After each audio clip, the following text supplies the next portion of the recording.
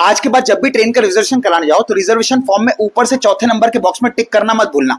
अब इससे क्या होगा, मान लो आपकी टिकट स्लीपर क्लास में है और आपके ट्रेन में थर्ड एसी और सेकंड एसी में कुछ सीटें खाली छूट गई या फिर किसी की लास्ट मोमेंट पर ट्रेन छूट गई, तो अब क्या करेगा रेलवे? अब आपने बॉक्स पे टिक किया था तो रेलवे आपको एक मैसेज सेंड कर देगा कि हमने आपका टिकट स्लीपर क्लास से थर्ड एसी और सेकंड एसी में शिफ्ट कर दिया है और उसके आपको ₹1 भी एक्स्ट्रा नहीं देना है। आप अपना बोरिया बिस्तर लेकर वहां पर जा सकते हो। रेलवे के इस नए नियम के बारे में अब तक लोगों को जानकारी नहीं है, इसलिए इस बात को सबसे शेयर करें।